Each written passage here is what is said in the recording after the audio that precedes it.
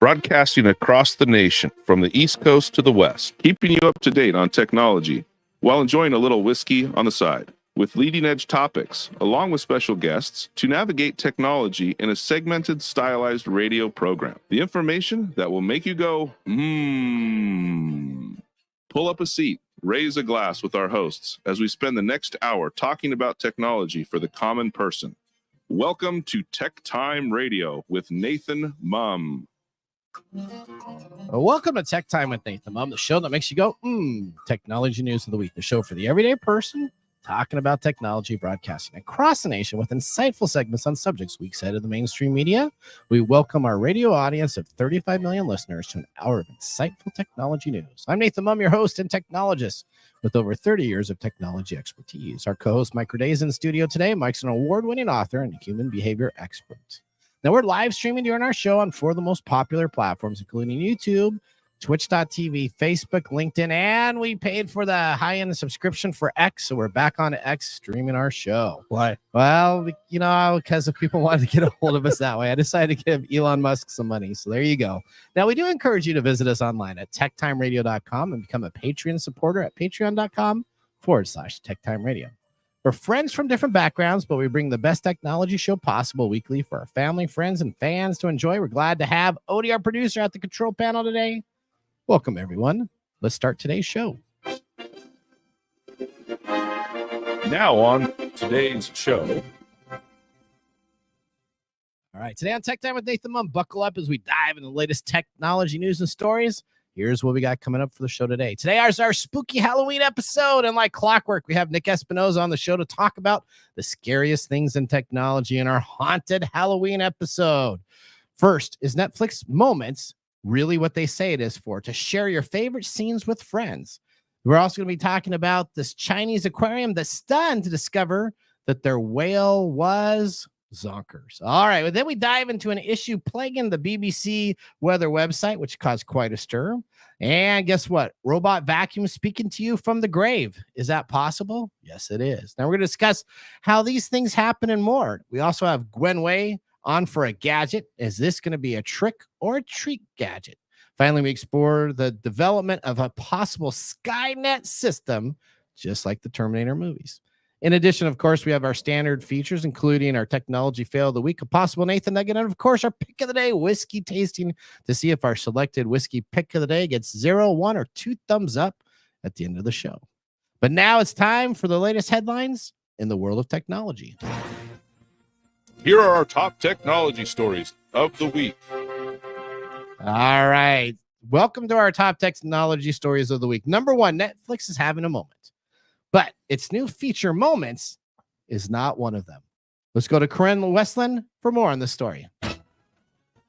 This week, Netflix launched a new feature called Moments that allows subscribers to share their favorite moments from the platform's massive library of content. The only problem is, it doesn't actually do that. Here's how Moments, currently available for the iOS app and coming soon for Android, is meant to work. Subscribers can tap the screen at any time while watching Netflix content on their phone and find a Moments tab in the bottom left corner. They then have the option to hit save and capture whichever scene they're watching, either in a library of saved moments, accessible in the My Netflix section of the app, or in a message or social media post, which they can send out by tapping the familiar paper airplane-shaped icon beneath each moment. The problem, though, is it is not that simple. Nathan, can you explain your experience more? Back to you in the studio. It doesn't even sound simple when it spells it out. That was the easy version. So let me just see. So Netflix. Now, I hope that this actually takes on and they has to have some development work. I do want to say I love your hat before I get into the story. I love it. It's our Halloween episode. I got Mario here, and you know what? Odie behind the board's got Luigi. So yeah, she's even got a stash going. All right, now let me just tell you. So Netflix, their hope is to ideally have a system where if I'm watching a Netflix show, let's say Stranger Things or something on Netflix, and all of a sudden I wanted to share it with you, I could click on, here's a clip, share 30 to 60 seconds of that clip. You could then watch it on like Facebook or whatever platform you have, and then you could laugh at it and we could all comment about it, right? Well, that's not how it happens to Like work. Netflix talk. Yeah, I mean, because you see memes all the time, right? Little 30-second memes of The Chick Office, and the idea would be a cool idea. But here's the problem that you have. First of all, you can't really share 30-second clips online. When you share it, it just starts at that place that you share. Both of you have to have, of course, a Netflix subscription, which is what they're trying to have happen to everybody, to get a Netflix subscription so that everybody has their service. You both have to be on the phone with the iOS app right now. So I can't have, if you have an Android phone, which you do, and I have my Apple phone and I send it to you, and you clicked it on Facebook, you'd be hosed. So you have to have the same Apple. And then what happens is when we actually click on it to share it, all it does is it shares a link. Now, YouTube, have you ever shared a video on YouTube? You can start it at like 30 seconds in, 20 seconds in. Sure, why not? This is a feature that YouTube's had for maybe 10 years or something like that. I mean, it's not a new feature, but you could go in halfway in a video, you click share, you share it starting at 32 seconds, and then the person watches it. This is all that Netflix has, but it's so complicated that it just isn't opening up a web browser. You have to actually have the app, you have to be logged in, and you have to have their special on your phone app only to work. So let me just tell you, there's too many ifs and thens to have the system work. It is absolutely not easy to use, but a great idea. So this is what I want to say to Netflix. Unfortunate, your Moments link that you have right now is not easy to use. No one's going to adopt it, but keep working on your technology. It's not like you're just one of the third largest media companies in the world, but if you were, then Should maybe it be you called spend minutes. They should be minutes instead of moments. Keep on working on this. Make it so it works. Please go to YouTube right now, see how they have it done, and figure out a way to do it so that both people have a subscription and can have it work. And I think you have yourself a system. But until then, Moments is not a shining moment. I think you should just not do it at all. Just stop trying. Stop trying. Yeah. But did you do hear Netflix does have Squid Game coming out at the end of this year? Big deal. Squid Game too. Okay, well, I did not even watch the first. You didn't watch the first one? I don't have a Netflix. So if I shared you a link, you'd just be tough. Or you just be like, well, yeah, I guess it sucks to be me. Well, no, that doesn't know. Or it sucks to be Netflix. I don't know. Maybe one. All right. Well, there you go. So Netflix, keep it up, but swing and a miss this time. All right. You got story number 2 here, Mike. Yeah. You remember that show, Max Headroom? I do remember Max Headroom. Max Headroom. Yeah. So this is the first thing that popped into my head when I read this. But in Poland, yep, a radio station has replaced its journalist with AI presenters. Okay. And that's not drawing a lot of happy news from the public. Okay. A Polish radio station has triggered a lot of controversy after dismissing its journalists and relaunching this week with AI-generated presenters. Weeks after letting the journalists go, OFF Radio Krakow relaunched this week with what it said was the first experiment in Poland in which journalists are virtual characters created by AI. I'm not a cat. Oh, I remember that, yeah. The station in the southern city of Krakow said its 3 avatars are designed to reach younger listeners. The change got nationwide attention after a journalist and film critic who until recently hosted a show on the station published an open letter Tuesday protesting the replacement of employees of artificial intelligence. It is a dangerous precedent that hit us all and to a world in which experienced employees associated with the media sector for years and people employed in creative industries will be replaced by machines. So here it comes. Skynet is on the move. Dymski worked at OFF Radio Krakow from February 2022, carrying out interviews with Ukrainians fleeing the war until August, when he was among about a dozen journalists who were let go. He said the move was especially shocking because the broadcaster is a taxpayer-supported public station. Oh, like a PBS station. Huh? Yeah. So a PBS station decided to replace all their staff. So America wasn't the first. No. Poland actually decided they were going to take the first swipe at replacing human beings with live avatars. So this is only going to go so far, right? I mean, we like having a personal connection with people, right? I don't want to be turning on King 5 News, our local news affiliate. I'm going to see a bunch of AI people on there. Well, that's why I thought about Max Headroom, because I remember that back in the day. Yeah. And Max Headroom kind of is this idea of AI people. Yeah. Right. Yeah. I mean, it was cool back then. It's not that cool now. Not when it's actually happening. All right. Yeah. Well, we got story number 3 here. Just when you thought it was safe to go back into the water park, angry fans ripped an aquarium after its much hyped giant shark was not what it seemed to be. Just when we thought it was safe to go back, all of a sudden we have a deep fake that was announced at the Show Me World in Shenzhen, China, which opened on October 1st, following a 5-year renovation. So this was the Show Me SeaWorld in China was shut down for 5 years. They did a bunch of renovation. Now, during the week-long dry run of the 645,000 square feet of Ocean Zoo that attracted over 100,000 visitors, paying $40 to enter, guess what they had? The exhibitors were talking about a big whale shark exhibit that was over 60 feet in length. However, many felt cheated after they realized the so-called regal sea beast was actually just a mechanical doppelganger. Well, there you go. There you go. So all of a sudden, it was just sent to nothing. Now, photos taken from the tank class show the fishy robot, which sports obvious gaps in its torso where its segments have been connected, evoking a prop that looks like a cheesy sci-fi channel shark movie. Aquarium reps claim that they created the robotic whale shark to adhere to laws prohibiting the trade of genuine artifacts. This is definitely a Halloween trick on most of those that attended. Yeah, that's funny. Well, It's not funny. But so you're going to go to a zoo in China, and you're going to see dogs dressed up as pandas. And you're now going to go to an aquarium, and you're going to see a robot dressed up like a shark. Shark? Come on now. Clearly, people aren't going to go and pay money to see a robotic shark. That robotic shark probably costs more money than it would have to have 2 or 3 of the real life sharks in there running and doing stuff. I have to applaud them for going out of their way to do something to, save the wildlife, because I don't know if you know what a whale shark is. It's the biggest fish in the world. Okay. Right? So, yeah.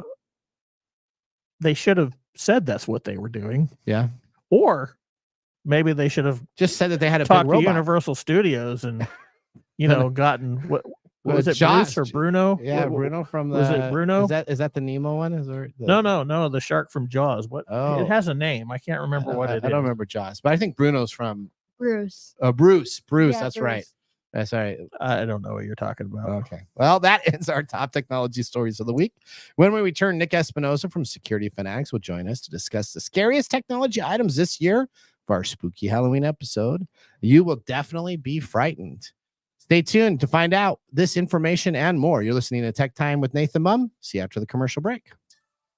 This is Mark. And Greg. For Copiers Northwest. With a terrific offer called Printer Care Plus. It's simple. Buy HP printer cartridges from Copiers Northwest and we'll service your current printers for free. That sounds too good to be true. It's made possible due to our HP Copiers Northwest relationship. Copiers Northwest is an HP Platinum partner. One of only 2 in the entire Northwest. And now with Printer Care Plus, Copiers Northwest will provide free printer service. as long as they purchase genuine HP cartridges from Copiers Northwest. That's right. IT departments no longer have to service printers. Or fix paper jams with Printer Care Plus. They can focus on more strategic initiatives. And let our experienced technicians keep their HP printers up and running. Sounds like a love-love relationship for IT departments. Don't get too carried away. So how do they get more details on Printer Care Plus? Call Copiers Northwest today, 206-282-1200, or visit copiersnw.com.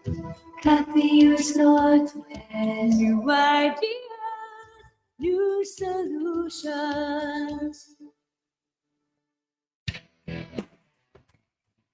Welcome back to Tech Time with Nathan Mumm. Our weekly show covers the top technology subjects without a political agenda. We verify the facts, and we do it with a sense of humor in less than 60 minutes. And, of course, with a little whiskey on our side. Now, today, Mark Gregoire, a whiskey connoisseur, is out trick-or-treating. So we have to get our whiskey from our producer, Odie. Hello. Hello. Okay. Supply us with whiskey. So today we are drinking Mitcher's US 1 Single Barrel Strength Rye 2024. Directly from their website, it is a butterscotch and cinnamon with a hint of cherries on the nose, warming, rich, toasty vanilla and caramel up front with a dry oaky spice on the finish. The stats, the company is Mitcher's Distillery from Chatham Imports. The distillation is Undisclosed Distillery in Kentucky.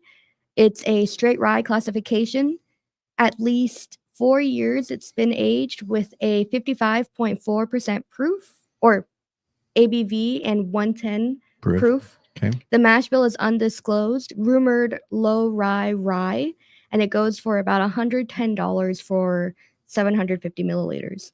All right. Well, it's got to be a low rye because I like it. I like like it? it too. I Okay. thought it was really good actually. This is no trick or treat. This is all treat for me. I tell you that. This is good. You're really gonna go. Hey, we're going with the Halloween theme. Yeah. So yeah, everything's trick or treat or spooky or this. Yeah, that's I right. gotta let that bone go. That's right. Oh, you should put on the other hat. Are you gonna put on your other hat that you had going on? We should do that during a commercial break. Yeah, you put think you. Do a nice switcheroo. I'll just leave that right there. Okay. All Maybe right. I'll find somebody and hook them like Dead by Daylight. Oh. Put them up on a chain. Yeah. All right. Okay. Well, with our Well, first. Yeah. Real Well, quick, okay. Hang on. Mark does say, please do not forget to like and subscribe. Oh, In that's right. addition, please comment and let us know if you have a whiskey you would like us to review. Also, heaven can wait. Drink responsibly. Tell him to get back to his his whatever he's doing. His trick or treating. His trick or treating event that he's at. All right, he's at a convention learning about technology, so I'm sure he's having a great time. All right, well, it's our first whiskey. Well, maybe he's not. No. Well, conventions are where you usually drink. That's right. With our first whiskey tasting complete, let's move on to our feature segment. Today, our technology expert, Nick Espinosa, is joining the show. He's an expert in cybersecurity and network infrastructure, and he's consulted with clients ranging from small business to the Fortune 100 level. In 1998, at the age of 19, Nick founded Windy City Networks, which was later acquired in 2015. He then created Security Fanatics, where he is the chief security fanatic. We welcome Nick to the Comcast video stream to start our next segment. Welcome to the segment we call Ask the Experts with our TechTime Radio expert, Nick Espinosa. All right. Welcome to the show. You know, this is our tradition. You have been on every single TechTime Radio's Halloween edition. And you know what? It was coming on up. I just came back from Japan and we're putting things together. And I apologize for sending out a late invite. Thank you for making sure you can attend. This is our tradition that we enjoy immensely. Let me tell you that. Yeah, no. Happy to be here. Always enjoy this one. This was always a fun one.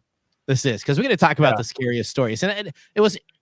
So it was that. This is the Drink More episode. This is Drink More episode. Now, what's interesting is that you would think that these stories were throughout the whole year, but most of these stories are just recent and are still some of the scariest stories of the year. Yeah. And I went back looking. I'm like, okay, let's see what I can find for the year. You know, since the last Halloween, and sure enough, they're all from like the last 2 weeks. I was like, oh my god, you know.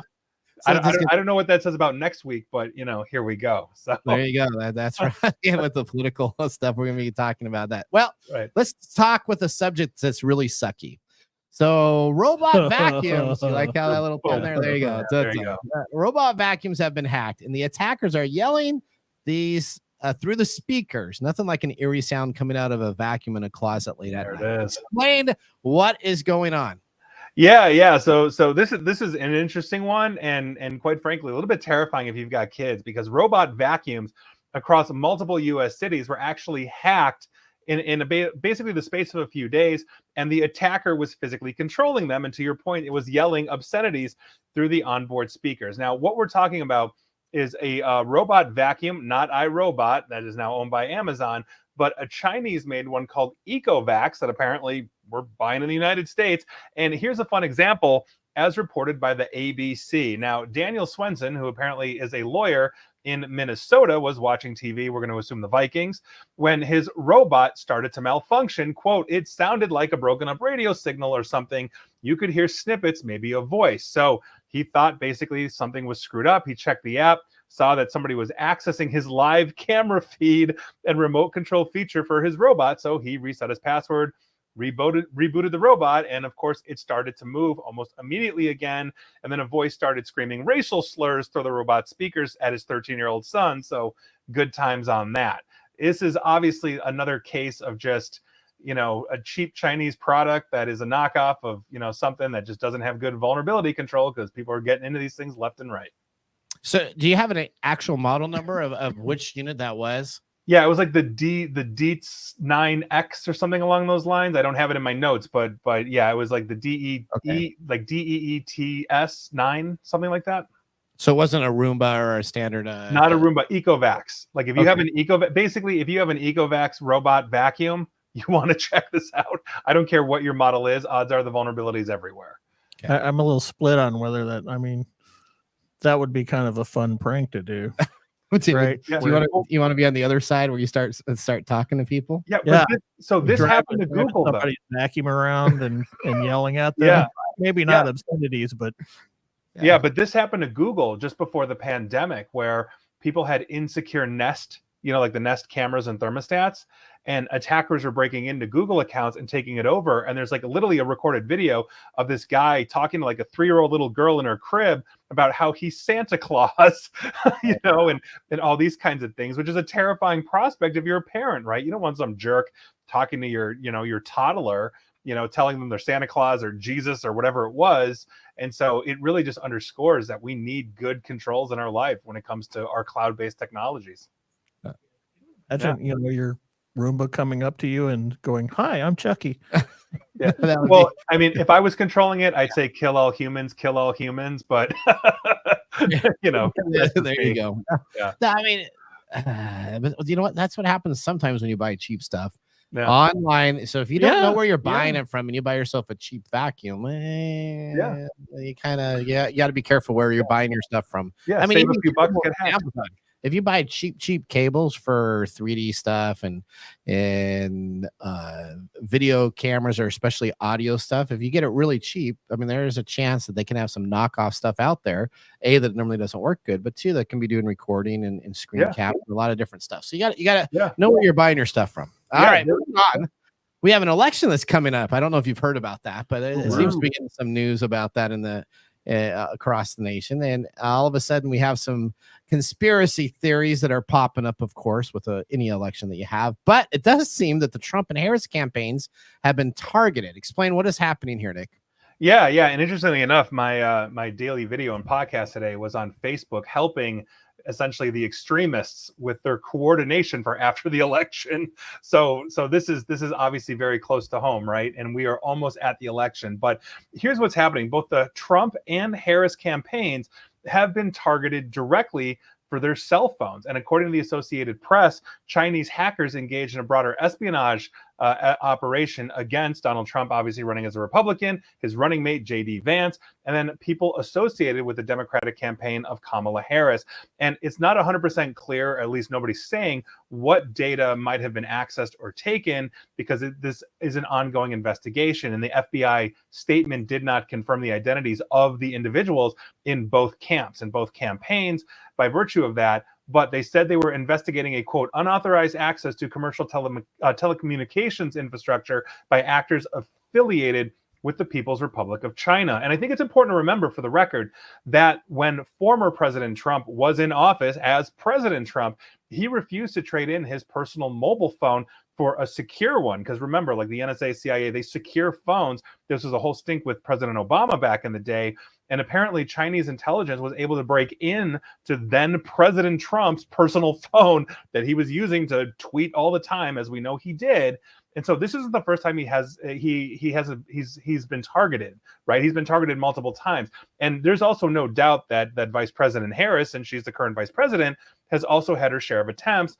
But as far as we know, they've been unsuccessful. And as far as we also know, she traded in her personal phone for the secure phone that our government leaders typically have. So take that for what it's worth, and good luck to us all next week.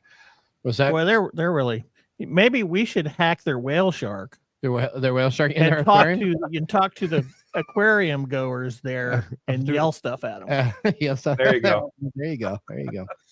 So yeah, okay. So Mr. Excited over here, Mr. Mike. He's going to be excited about this. The next one. Well, candidates will soon be commanders in chief of our military. And then what's really glad about that is at least we don't have any autonomous weapons that are out there like Terminator 2, or do we? Oh, we do. And I should say they're starting to come. And we are actually not the first to deploy these. But here's what's happening. And here's the thing, because when it comes to autonomous weaponry, Silicon Valley has usually erred on the side of caution. And to be fair, the stance of the US government historically has been pretty ambiguous on the use of autonomous weapons. These are weapons, for the record, that can essentially make decisions for themselves and then execute. Like, oh, you are the enemy coming over the cliff. I'm going to shoot at you. Hopefully you're not a friendly, that kind of thing. But this mentality of ambiguity is starting to actually change. The US, for the record, does not ban any company here in the United States from actually making fully autonomous lethal weapons, and it does not explicitly ban them from selling things to foreign countries as well. And so let's talk about, to your point, Nathan, what I'm now calling Terminator 1.0, because why not? I'll meet you in the bunker in 5 years as we're shooting at these things. Now, last month, Palantir's co-founder and angel investor, his name is John Lonsdale, basically showed a willingness on stage to consider fully autonomous weapons, and Palantir would be one of those companies that would be pioneering this. So at an event, basically at the think tank Hudson Institute, Lonsdale presented a hypothetical where China had embraced AI weapons, but the US has to, quote, press the button every time it fires. And so by virtue of that, he encourages US policymakers to embrace a more flexible approach, if you will, to basically AI in weapons. Now, his other co-founder of Anduril, Palmer Luckey, also had an openness to these kinds of weapons. And Luckey went one step further that I think should kind of terrify all of us, because during a talk earlier this month at Pepperdine University in California, he basically talked about US adversaries that, quote, use phrases that sound really good in soundbite. Well, you can't agree with a robot that a robot should never be able to decide who lives and dies. And my point to them is, where's the moral high ground in the landmine that can't tell the difference between a school bus full of kids and a Russian tank? And so by virtue of that, here we are. And this isn't the first time we've seen this. The Russians are moving towards autonomous weaponry in their war in Ukraine. The Chinese are. The South Korean have deployed autonomous weapons along the demilitarized zone against North Korea. And obviously those are a lot more rudimentary than the more advanced AI we have now. So this is coming. Terminators are on their way, and the Ukrainians are working on AI drones. So it's a whole new world. Ed 209. Remember, you know where that's from? What's that? Ed 209. I don't know. What's that from? RoboCop. You're a big RoboCop fan, aren't you? It's great. It's one of the things that I watched. It was way ahead of its time when it came out. Yeah. Absolutely. All right. Well, guess what? We got to end on a positive note here. So finally, the holiday season is upon us. So at least we have the peace and confidence that if we're searching websites on the web for holiday shopping, that we have nothing to be concerned about. Right, Nick? Oh my God. You know, why do I always have to be the Debbie Downer on this show? Can I just ask that question? Yes, let's end on a positive note and talk about phishing, because cyber criminals are now offering tools to help other cyber criminals basically help their own phishing pages avoid detection by our security controls and our security tools. Basically, these services are designed to prevent our security crawlers, meaning those threat detection companies that are looking for these phishing sites so they can add them to databases so we can't go there. They're basically now have tools that are designed to prevent these crawlers from identifying phishing pages and therefore putting them on block lists. So by filtering out cybersecurity bots and essentially disguising phishing pages from these types of scanners, these tools essentially extend the lifespan of malicious sites. And to your point, we're coming up to the holiday season, so click here for that toy, that nobody could get, right? And you're going to have desperate parents looking for whatever the Tickle Me Elmo is this year, doing these kinds of things. And oftentimes their threat detection systems are relying on to block the phishing site may simply not see it. That's the thing. And here's the issue for us good guys. These tools are easy to use. They allow any unskilled attacker to essentially increase their effectiveness of their attacks for a relatively low price. So happy shopping, everybody, because that's essentially what's happening here. And it's absolutely nuts. All right. Well, thanks. Well, you feel much better? No, not so much. I got booze somewhere here. Yeah, I need to go and get a Chinese vacuum cleaner. So you can go home just so I can have somebody to talk to me. Happy to yell at you, Mike, at home. All right, Nick. Well, it's always great to talk about. These are, of course, not only some of the subjects that you guys work on for your security. Tell everybody else how they can get in touch with you after the show, off show. How would somebody get in touch with you? Yeah, absolutely. You can like, share, follow me on Facebook and Twitter at NickAESP or /Nick Espinosa. Follow me on YouTube as well. And I'm always putting out content. Always happy to hang out. Thank you so much for coming on the show. Thanks, Nick. I can't wait till next year's Halloween edition either. All right, there goes Nick. Thank you. Oh boy, isn't that positive to think about all those great things?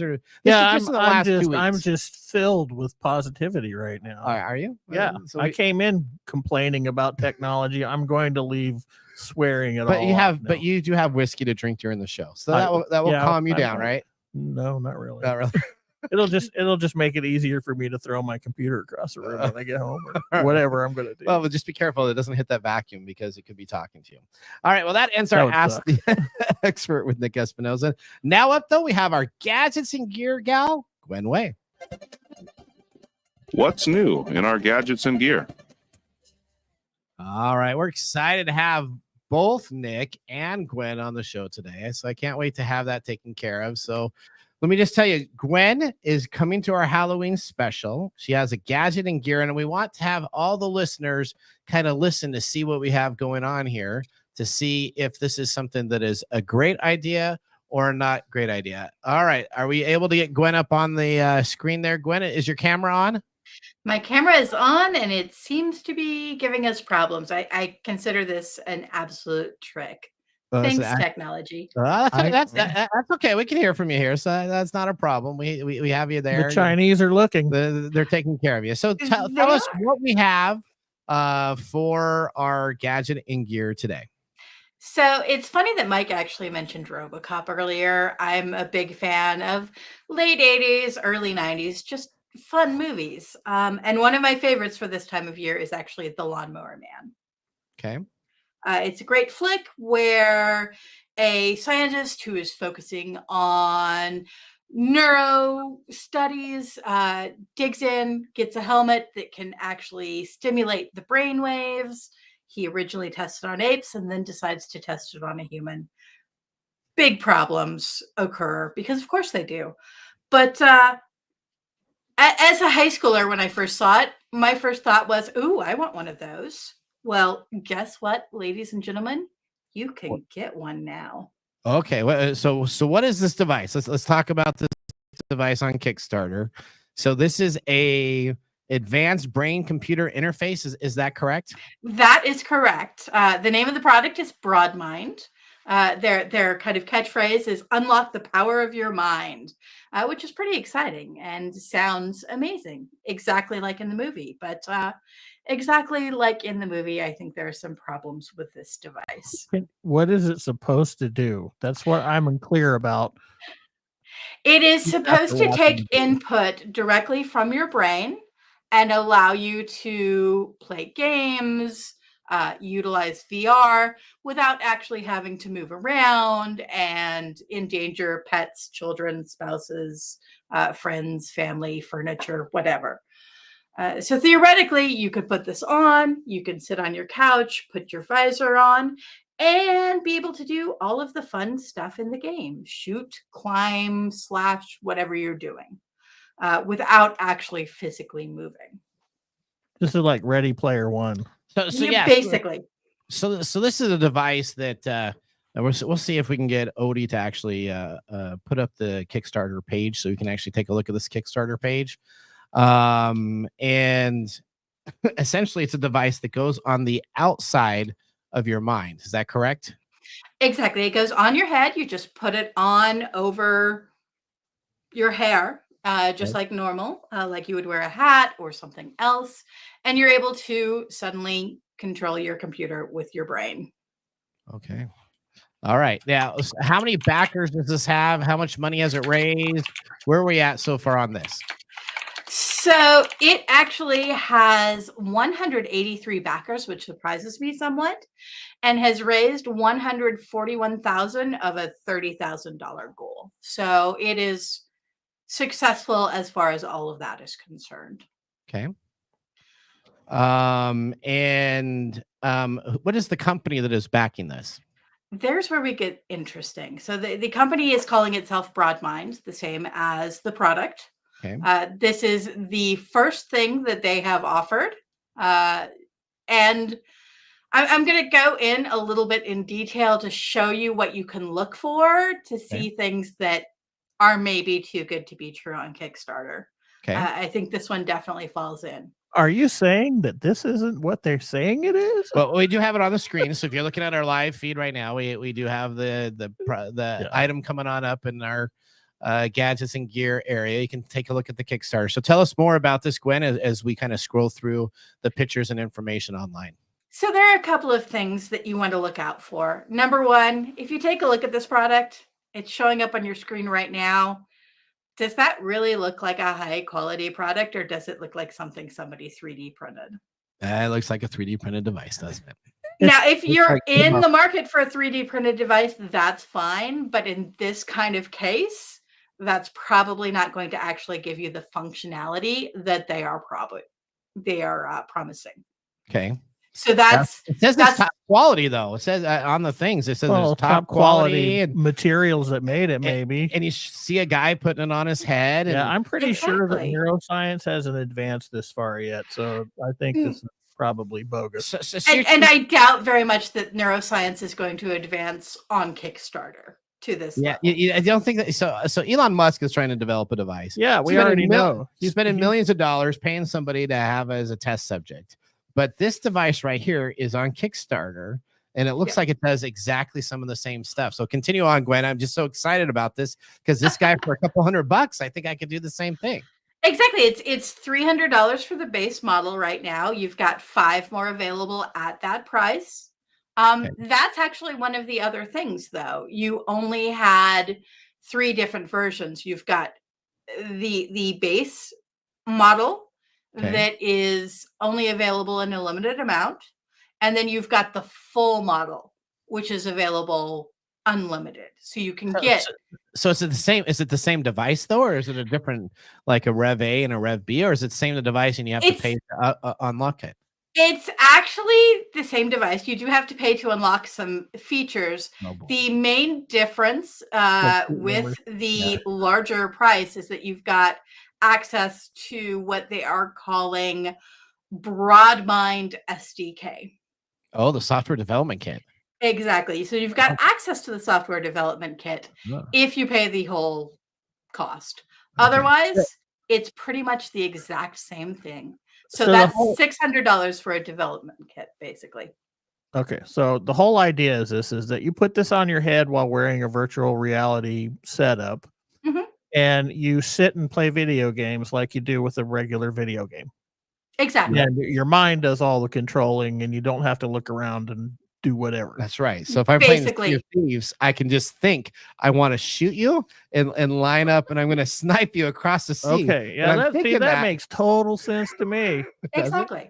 So you can sit there on the couch, shooting people in Sea of Thieves and like eat potato chips or whatever you want to do. There's this movie called what is it, Click, where the guy has like a universal remote control. Yeah, that's kind of the same one. Yeah. Anytime you're seeing something on Kickstarter that looks like something out of an Adam Sandler movie, it's probably not going to be the best way to go. All right, so if we're doing a trick or treat, you start targeting your occipital and parietal lobes of your brain, right? Yes, exactly. This is so dumb. There are 183 dumb people that are giving these people money. Yeah, I hope none of them are independent people that just decide to actually back this. So would you consider this then a trick or a treat? Oh, this is very much a trick. And I am so glad that we had the opportunity to demonstrate to our listeners what to look for when you are checking things out on Kickstarter.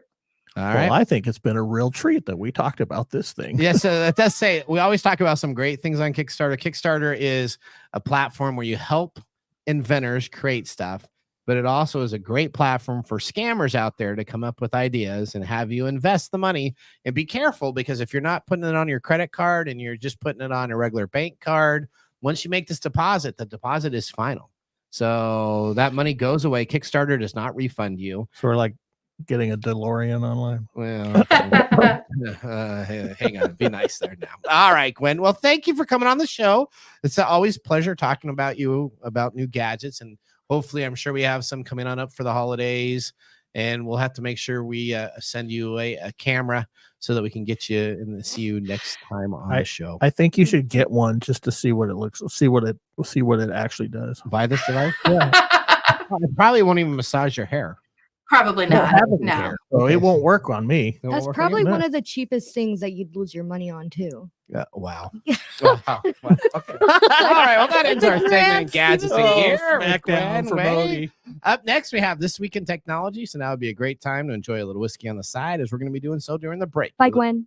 You're listening to Tech Time Radio with Nathan Mumm. See you in a few minutes. Hey, Mike. Yeah, what's up? Hey, so you know what? We need people to start liking our social media page. If you like our show, if you really like us, we could use your support on patreon.com. Or is it Patreon? I think it's Patreon. Okay, Patreon. If you really like us, you can. And you say I'm the English guy? Patreon.com.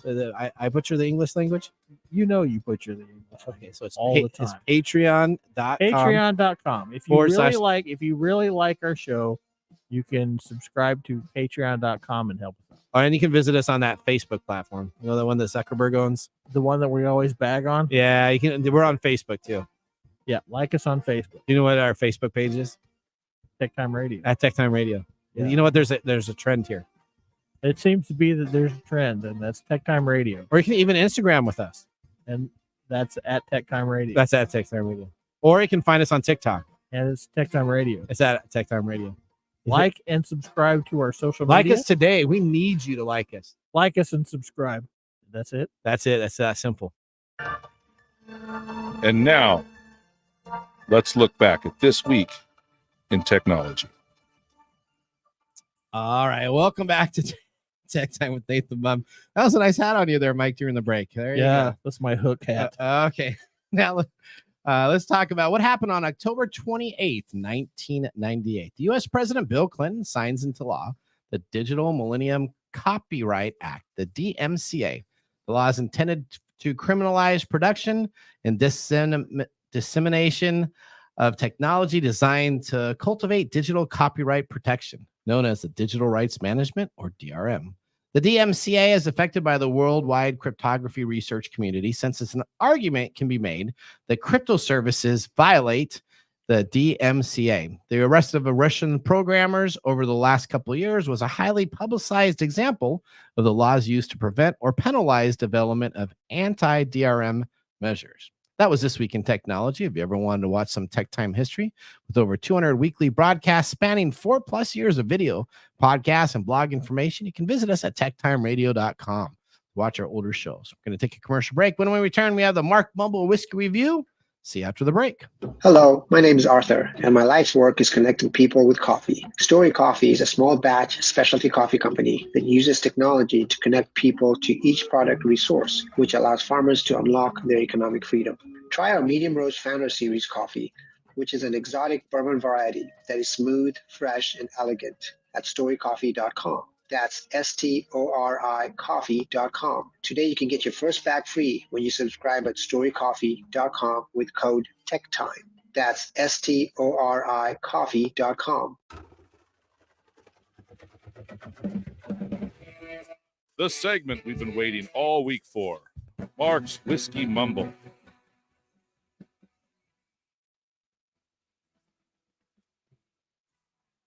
All right, gentlemen. Yes. Okay. Do you know what we're celebrating today? It's National Cat Day.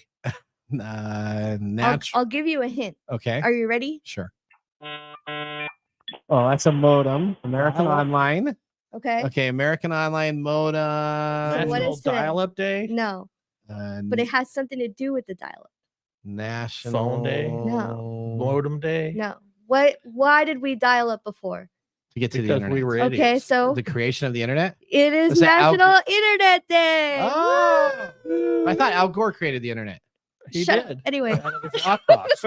It is National Cats Day, too, because Is it? Alexa told me this morning. Oh, did it really? She can't tell me anything useful, so So you're like, all right. Okay. I So hate- tell I hate us Alexa. about national. So looking back at AOL's quaint "You've Got Mail," Yep.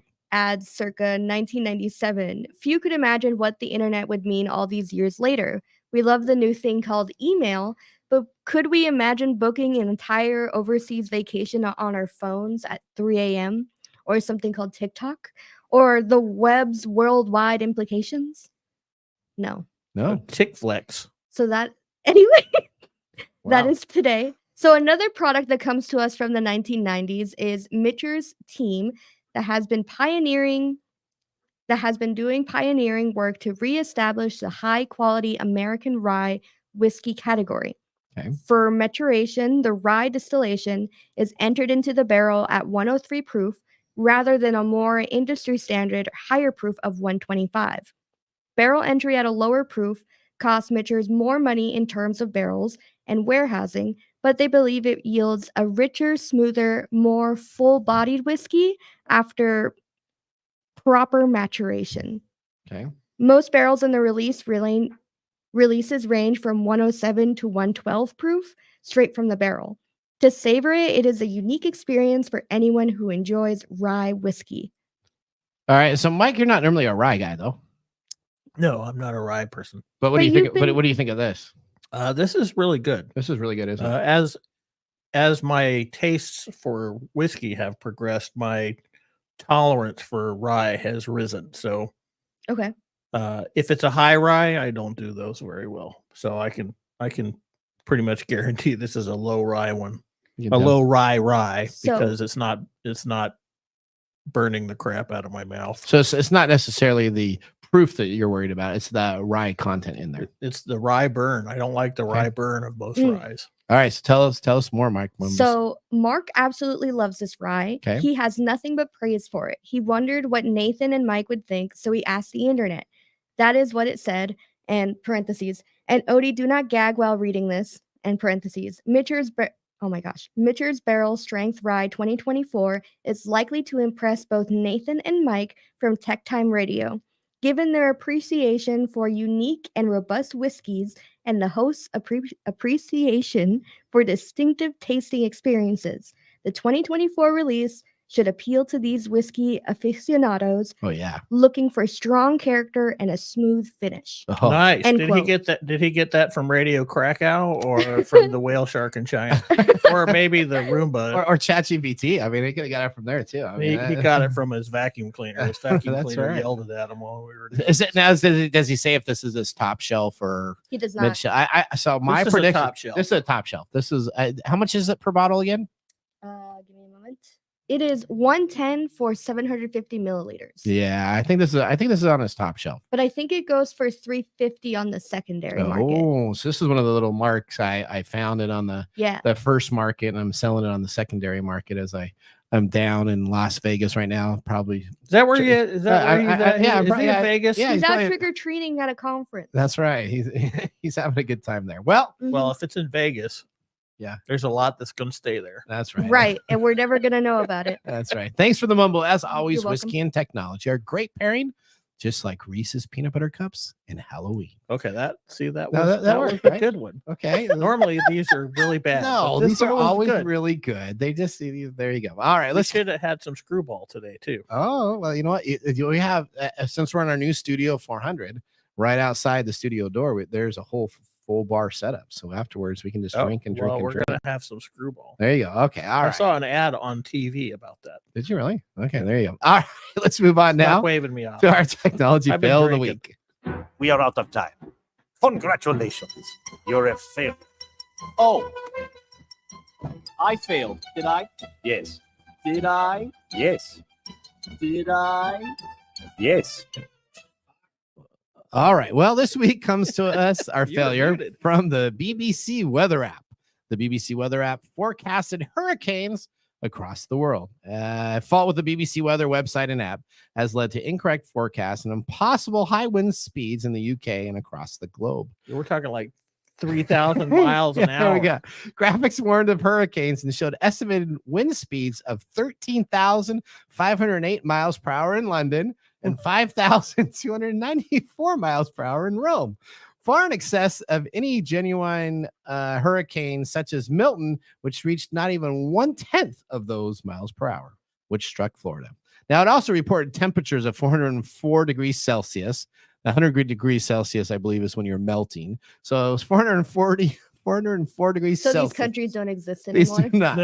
No. New York City doesn't exist. Yeah, the Earth has finally had enough with all this stuff, and they're just wiping everybody out. Sydney was at 378 degrees Celsius. So the BBC Weather said that they're aware of the data issue with a third-party supplier and are in the process of fixing the problem. So if you're jumping off a cliff right now because you're getting the BBC's weather app and it's telling you that you're going to be melted into smithereens, please let that go and continue on your way. All right. Well, now we got a couple minutes. Was that? You were saying something. You want to go to Nathan Nugget? Let's go to our Nathan Nugget. This is your Nugget of the Week. All right. We didn't know if we're going to get to the Nathan Nugget or not, but guess what? I just came back from Japan. So we're going to do a little debrief of my Japan. All about it. So we're dressed up as Mario. Now I got a nice Mario guy here from the Nintendo store in Tokyo. You like that, Mr. Mario? We got it going around there. We're really excited about all the stuff that we have. Let me tell you about Japan. Japan was an interesting trip. Now, do you think of Japan as a technology country by default? No. It was not. And I was thinking for it as more of a technology country. And so I went there, and most of the computers laying around there were still selling i7s. And we have i9 computers and all new computers. So I was a little disappointed on some of the technology, but I will tell you this. They have stores that are 5, 6, 7, 8 stories tall that have over $40 million of inventory that are like Toys R Us and computers. And I was there with 2 other individuals, and we were doing a bunch of research for TechTime Radio and a bunch of other items at the same time. And I could literally stay in a store for about probably 6 to 7 hours that had the kind of like IKEA where they had food. So I could go and have food. I could sit down and play with my devices that I purchased. I could have electronics, amps, everything that you would ever think of, washer machines, luggage. As a matter of fact, I brought some whiskey wine back from the same store that I could buy toys from. And all these, they're called camera stores. All of them have camera stores, but what it is a big box store. Big old Walmart. Yeah, it's a Walmart times 3 with tons of storage, and all they do is they got stuff available there for electronics. So if you are kind of a geek and you want to go geek out, Tokyo is probably one of the greatest places to go buy little knickknack stuff and memory cards and all this other type of stuff. I'll have to show you what I got offline because I can't really show you some of the technology stuff that I bought online. But there you go. So there's some cool stuff there too. All right. Well, I think now we need to go into our pick of the day whiskey tasting. And now our pick of the day for our whiskey tastings. Let's see what bubbles to the top. All right, what do we have, Odie? Today we are drinking Mitcher's Distillery from the Chatham Imports. This distillation is undisclosed distillery in Kentucky, classified as a straight rye, aged at least 4 years with 110 proof and 55.4% ABV. All right. Well, thumbs up or thumbs down, Mike? What do you think? Oh, this is definitely getting a thumbs up for me. This is really good. It's got a very nice, smooth taste and fruity undertones. Okay. It's really nice. Got a really good finish. Yeah, I am literally talking about a rye whiskey. Yeah, I can't believe that. Do you know what's really interesting is, although Mark likes it a lot, look how much we have left over. You know, we're gonna finish the bottle. I think maybe we can have that a little bit Mark, after. you're not getting this bottle.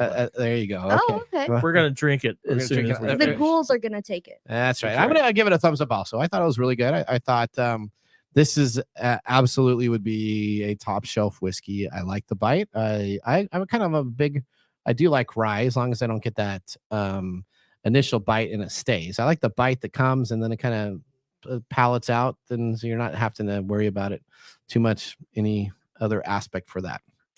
Well, I think we are just about out of time here. So can I ask you a question about Sure. Japan real quick? Yes. Did you really notice any of the wardrobe choices over there?